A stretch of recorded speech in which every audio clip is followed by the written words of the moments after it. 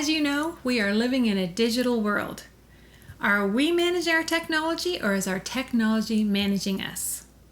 Today, we're going to talk about screen time, homeschooling, and boundaries. I was all alone, but then you came along. Hi, I'm Erin Berry, author of Yes, You Can Homeschool, the Terrified Parent's Companion to Homeschool Success, and the creator of the online equipping course, Yes, You Can Homeschool. In brief, I'm a 22-year veteran homeschooling parent, a keynote speaker, and an educational consultant. And if you want to learn more about my background, you can check out my introductory video on this channel, or you can visit our website at thehomeeducatedmind.com. All right, today we are going to be talking about screen time, homeschooling, and boundaries. And this video is actually going to focus a little bit more on younger children, actually babies through elementary school. And then we're going to do a second video that talks about junior high and high school students. But as you know, as a parent, this is a big issue. How to navigate this technical world it's a challenge. And yet we all depend on our devices, don't we? I mean, we're even using that to communicate right now. So they're good, and then they have some weaknesses that we need to be aware of. And as parents, it's just important for us to talk about it. So the first thing I want to do is actually define, what do we mean by screen time? So screen time refers to any time that you're face-to-face with a screen. Honestly, like I said, right now, we're having a little screen time. But it's with any device. It can be your computer, phone, TV, iPad. What else would we have there? If you're at a movie, any handheld device, DVD player. I don't know if we still use those. But anyway, any time that we are face-to-face with a device, we call that screen time. And we have to be aware of how much screen time our children are having, and even ourselves. First of all, did you know that the average person checks their cell phone 150 times a day? Can you imagine? Checks the screen 150 times a day. That's a lot of checking. They say, this was a study done in Britain, and they said like 70% of 11 to 12-year-olds use a mobile phone. And they said it increases to 90% by age 14. Isn't that amazing? But here was the interesting part. So 56% of children between the ages 10 and 13 own a smartphone. And 25% of children between the ages of 2 and 5 have a smartphone. Smartphone. Can you imagine a 2-year-old? And the way it reads is as if they have their own smartphone. I don't know. I don't know if they're just using their parents, but it seems kind of crazy, doesn't it?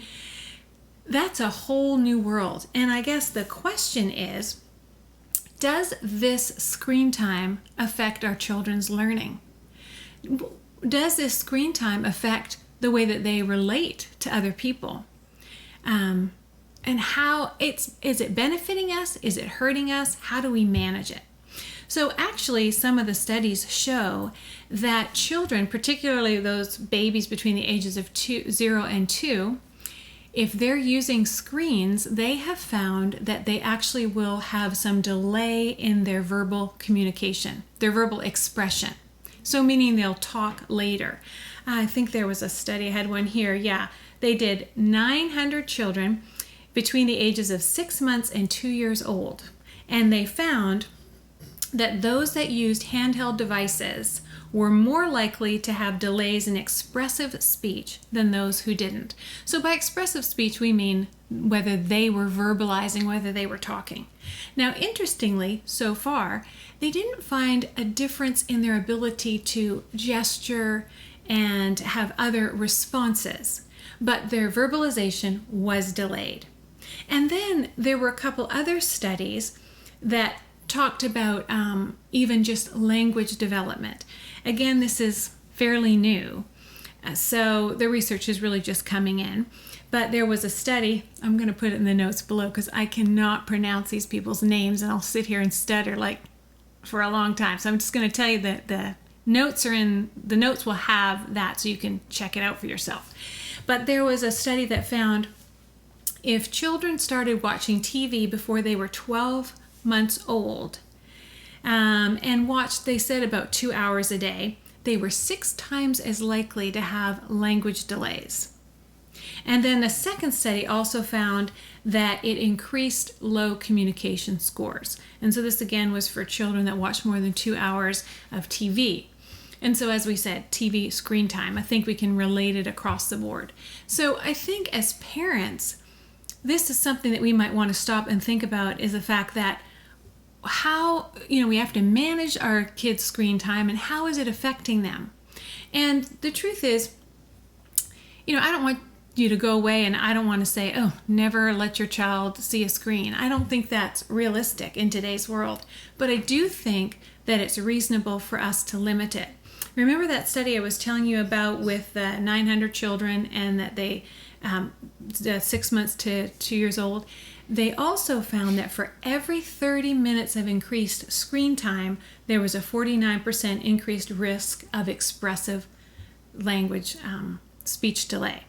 So I think the takeaway is, with our very small children, you have the power to really control their lives a lot more, right?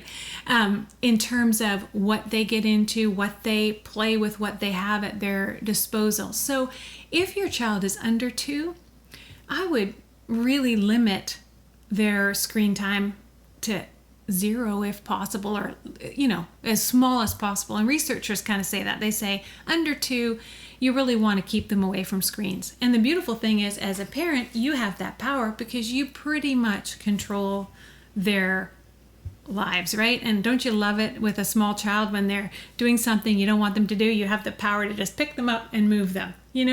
They might scream, they might throw a fit, but you really have that power. And so as a parent, we want to use that. And then just monitor. Obviously, they're going to watch screens now and then, but just monitor it and be aware. Less is better. Then after age 2, most professionals say, again, you kind of want to limit it to about 2 hours a day. And so just keeping tabs on that will be helpful. And if you notice anything as far as speech delays and language delays, then you might just want to, again, limit that more and have more face-to-face. Because when we learn to speak, and language development, it is through face-to-face communication. And children learn by watching. They watch their parents have conversations. They watch facial expression, body language, interaction. So the more face-to-face and the more one-on-one communication you can have, the better. And that's why a lot of specialists recommend playing, right? That you want to play, because as you're playing with children, you're naturally verbalizing. Oh, look what the doll's doing, or the bear, or whatever. And so that's how we learn language. And so we want more opportunity to do that. Now, what about your children if they're, as we said, they're over 2? We still want to limit it potentially to no more than 2 hours a day. But we also want to recognize that we're not saying screen time is bad and that they're not getting anything from it. Actually, interestingly, there are some skills that they are noting that students are getting from using screens. And one is the ability to make decisions. Another is visual acuity. They also say in decision making and problem solving, those regions of your brain, they tend to use more often. So there is a place for it. And we have seen some incredible advantages from our technology, and our kids they live in a technical world, so we want them to have those skills. But we just want to, as we said, monitor it. And then we have to remember that there are some dangers. And so as a parent, okay, they're no longer 2. You can't just pick them up and move them. So how do we help them to be as safe as possible? And how do we help them, encourage them, so that they're not on their screens all the time? They're playing, they're doing other things that are going to help them develop. So some of the rules or boundaries that you could implement are things like no screens behind closed doors. Make sure your TV, make sure your computers and your phones are all in public and that you're able to see your children while they're on them. At night, make sure all the all devices are with you. Keep them in your room so that this children can't get at them in the middle of the night or get up and get on them. One person mentioned, I was having a conversation and they said, keep your eye on old devices. I thought this was interesting that one family, they had all their active devices, they were monitoring them, but then they had some old devices that they had sort of forgotten about and that the kids had gotten on and gotten into some trouble. So that was a good takeaway. Another one is you don't have to give out your Wi-Fi passwords. Your kids don't have to know that. So if they had friends over or found some other kind of device, if they don't have the password for your Wi-Fi, they can't have access except for on technology that you're aware of. Another thing is check their history.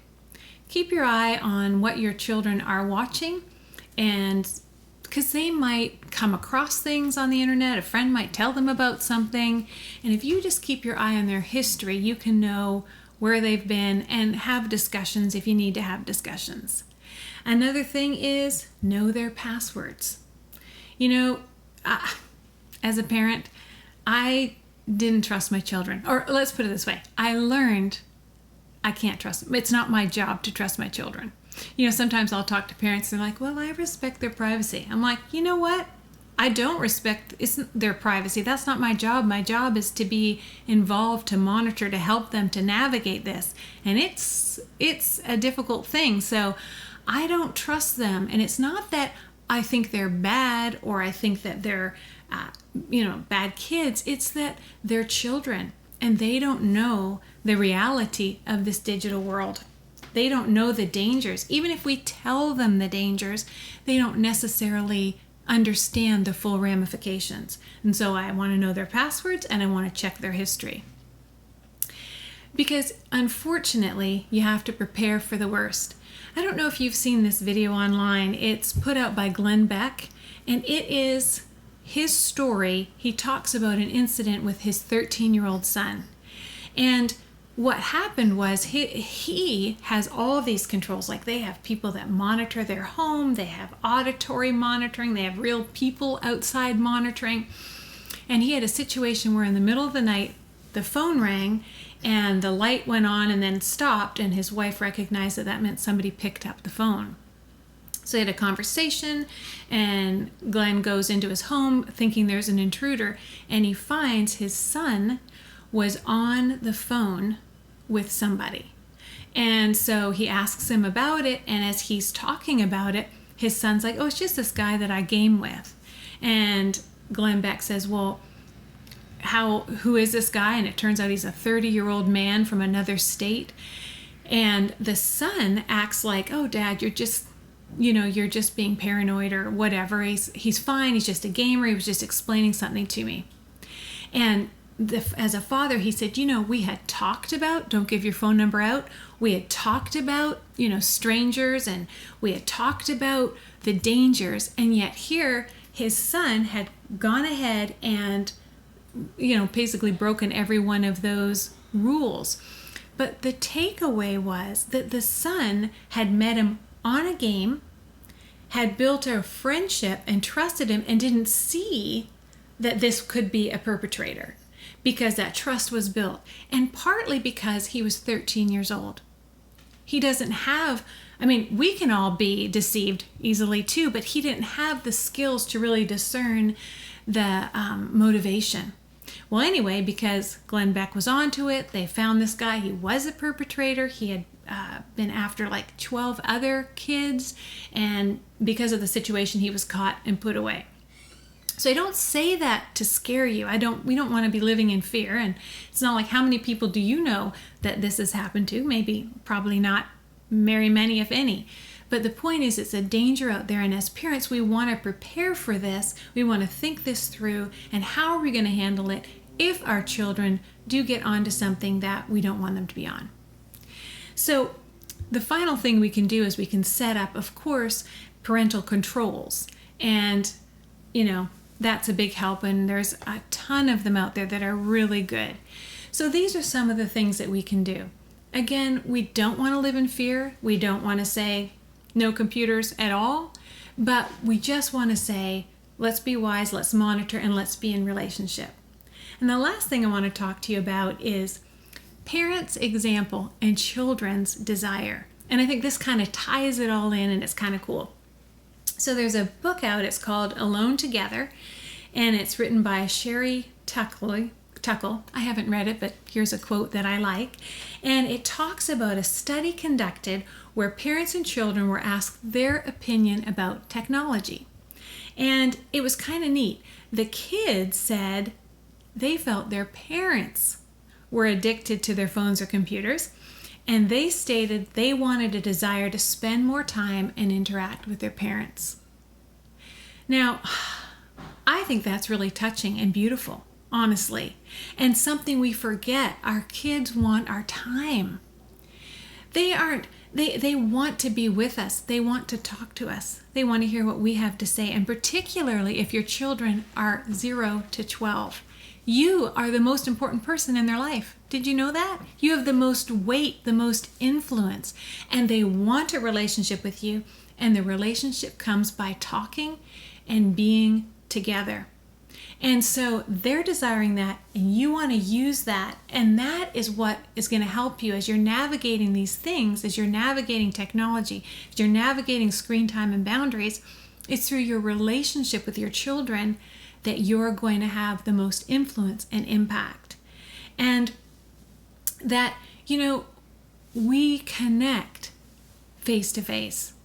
We feel validated and affirmed when we are in relationship face to face. And your children's learning and growth comes through your face-to-face relationship with them. Well, that's it. That's what I have for today. So just some things to consider when we're thinking about technology. We want to be as informed as we can be, and then work together to monitor our children so that we're managing our technology. It's not managing us. All right, if you like this video, please let us know. Give it a thumbs up, and in the comments below, maybe tell us what your takeaway was, or if you know a great parental control, put that in there so that we can all benefit from it, and let us know what you'd like us to make future videos about. Also, please subscribe so we'll be making more content, and that way you'll get notified as soon as it's ready. Until then, thanks, and remember, yes, you can homeschool.